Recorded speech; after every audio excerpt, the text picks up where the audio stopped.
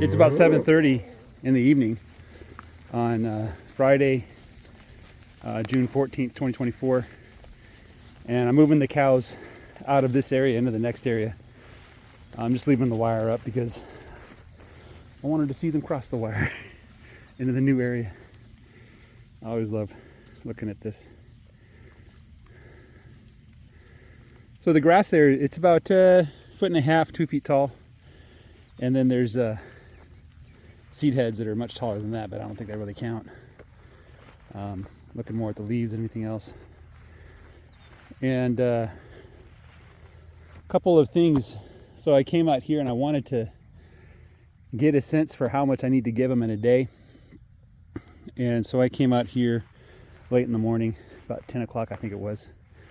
I gave them about a post and a half, or one post I think it was. And they pretty much cleared it out. I mean, I don't want them grazing any more than they did, and I wonder if I kind of overgrazed it. Let me just kind of show you some more of the scenery here. One thing that I noticed putting the wire up is the goatweed. It's all over the place. It's not as dense as it was last year, but it's definitely everywhere. In fact, it might be pretty bad in this part of the field this year. And I don't know there's much that I can do about it.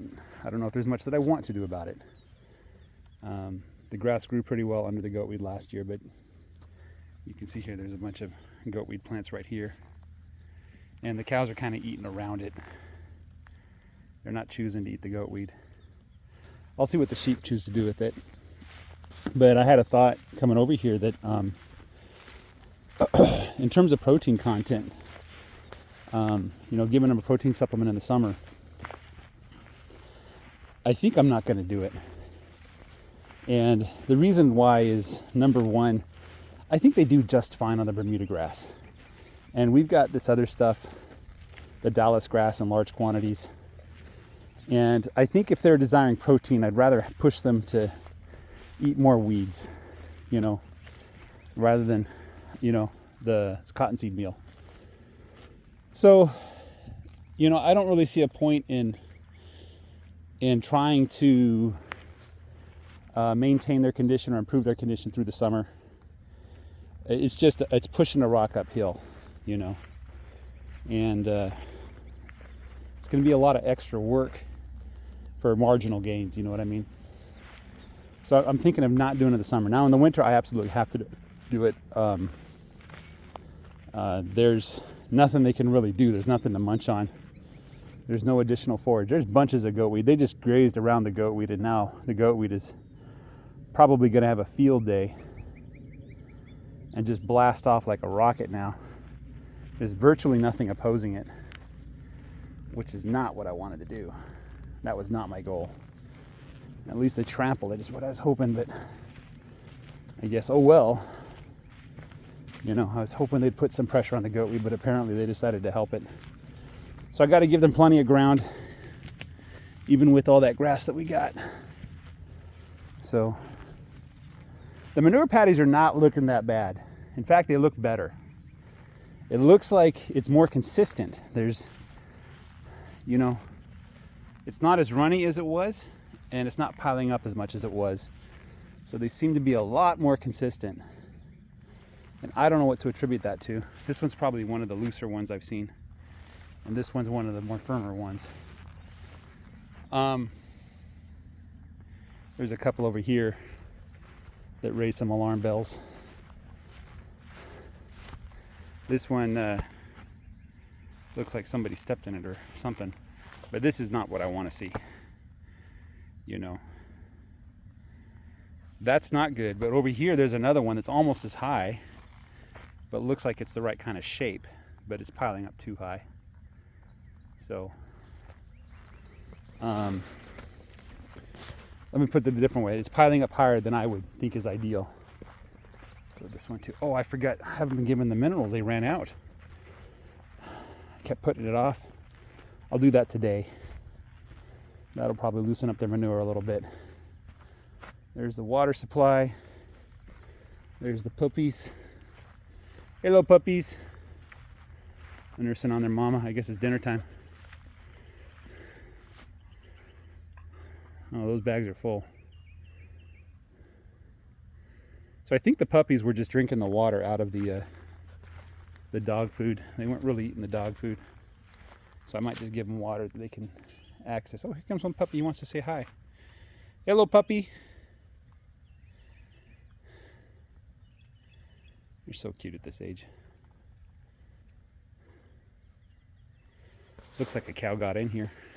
Made its own deposit. I saw a couple manure patties in the chicken wire, and it looks like they knocked over the chicken wire last night. This morning I fixed it. So chickens will probably have a field day in a couple days when all the maggots start hatching in the cow patties. There really aren't that many flies that I can see. Normally there's more flies. There's really not that many. It could be because I haven't been here for so long with the cows. The fly population took a big hit, and the flies are wondering where all the cows went. So these are looking like really good patties. That's exactly what I would want to see. That's exactly what I want to see. So yeah, the cows ate the grass. That's what they do. I didn't mention this, but last year when I took my calves to the vet, I told the vet lady how old the calves were, and she kind of looked at me like, what? And I said, well, most of them are longhorn calves and such, bred with a beef master. And she's like, your calves are way too small. You're not feeding them enough. And so I took that to heart and made sure that they got plenty of food. And this year, when I took them to the vet yesterday, I asked the vet the same question. I said, how are my calves doing? They're supposed to be 4 months old. And she goes, your calves are doing pretty good. And I said, I just keep them on pasture. I don't feed them. And she's like, your calves are doing really good. Right? She feeds her calves, and she says if they're not as big as mama by 7 months, then she's doing something wrong. So I have to also, the cow, I'm not going to be able to move the cows tomorrow morning. I have to pick up my kids from their church youth event. All these grasshoppers. I'll give my 2 cents about grasshoppers. I'm not concerned about grasshoppers. The dead grass, I hope they eat the dead grass and poop it out. I hope the grasshoppers get eaten by my ducks and the chickens and the birds. Are you giving birth there, Blackie, or just laying a deuce? Let me see what you did over there. Looks like you were gonna do something, but I guess you peed or something. Anyway, I'm in the shade now. So the grasshoppers don't concern me in the slightest. I subscribe to the philosophy that may or may not be true, but I subscribe to the idea that bugs eat things that are dead or dying. You know, living, healthy creatures don't have maggots crawling in all through their flesh. The maggots attack dying flesh, dead things. And pretty much all the bugs are that way. And I watched this lady, this entomologist, explain that bugs, they have a problem where if they eat too much sugar, they die. And so lots of bugs have developed techniques to get rid of sugar. That's why I think it's the... Well, what are you so excited? I already said hi to you. Stop being excited. Anyway, so the bugs, they can't deal with the sugars, and they can't eat healthy plants with a high brick score. They just can't do it. It's like poison to them. They just need a tiny bit of sugar. And they much prefer the other things that don't come along with healthy living plants. Furthermore, all plants have a natural defense to insects. If you're not fertilizing your field and you're not manipulating their genes and stuff like that, you're letting them just do what they do, and they're healthy, they should develop those countermeasures to deal with the bugs, the insects. Arrgh. Silly dog. You just love me too much. Anyway, so what are the bugs doing, and why are there so many bugs? Like, why are people like planting crops and having the crops disappear due to bugs? The answer to that's pretty simple. Their crops aren't healthy. You know, they fertilize their field, the soil is almost dead. The plants are not engaging the secondary processes that are related to protecting the plant and developing nutrient value for the plant. And instead the plants are focused just on growing and getting big and building the starches, you know, the sugars and starches, which is what we want in our plants, right? So anyway, and they're not developing the leaf, the protection on the leaf, the different things like that. So if your field was healthy, and the plants are, you know, alive and vibrant, there shouldn't be any insects. Why do I have insects? Let's go over here again. I'll show you again. I'll just walk through this part of the pasture and you'll see all the grasshoppers stop hopping around. Okay, so here we have healthy grass, but you can see that grass is not really attacked by insects at all. What are the insects doing over here? Why are you guys out here? What are you eating? The answer is they're eating the dead plants. You see that? In between this living plant, there's a bunch of dead plants, and so, or dying plants. And so the bugs are doing me a service by clearing out those dead plants and those dying plants. So I'm more than happy to have them. I would prefer if every ounce of growth went through my cow's body, my sheep's body, develop muscle and mass and bone and everything like that. But if the cows miss it or if they're not able to get to it, I'm perfectly fine with the bugs putting it back into the soil and developing soil health, you know. Certainly, I'm more than happy for the bugs doing me a favor and going through the plants and killing off all the ones that aren't healthy, making rooms for the ones that are healthy, you know, clearing out the forage and stuff like that as they do. So that's my philosophy on insects. Furthermore, if I'm giving my cows things that'll kill bugs, that's not good, you know.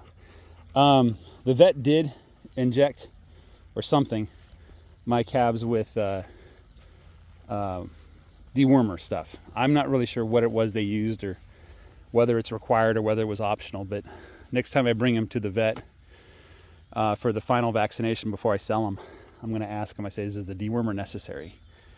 And see what they say. If they say yes, it's necessary, then I'll probably just go ahead and do it. And hopefully the calves won't cause that much damage to my soil and my insect population. But my goal long term is not to be just a net bio producer. I want to, you know, raise my own steer and sell them direct to the consumer. You know, so they're born on this land and they die on this land, more or less. You know, I want to get unvaccinated animals. I want to use natural techniques to raise these animals to full health. You know, so that is my goal. So this is just a stepping stone, and if that means that we have to put a little bit of chemicals in the soil this year, that's not what I wanted to do, but you know, I still have to make a little bit of money to keep the lights turned on. So, and I do need to get rid of these calves. These are not the calves that I want to build a herd out of. I'll probably keep the best 2 heifers and maybe the best 2 steer if I'm really excited about them. But next year's crop with the South Pole, I'm going to keep as many heifers as I can. Maybe like if I get 10 heifers, I'll keep the top 8. And then at the same time, I'm going to start getting rid of cows to replace them all. So each year I'm going to go through and probably take the bottom third and say sayonara to them. You know, and keep the top 2/3, get rid of the bottom third, let the heifers grow up. They take about 2 years to mature before they give you a calf. And then over time, keeping the cows I like, I figured over the course of the next 5 years or so, I should have practically purebred South Pole, you know, 75% or more. No, it'll probably take 10 years to get to that point. So I'm going to keep my eyes open for any South Pole heifer sales. Take advantage of that and slowly replace everything with South Pole. Guys, have a great day. Take care and bye-bye.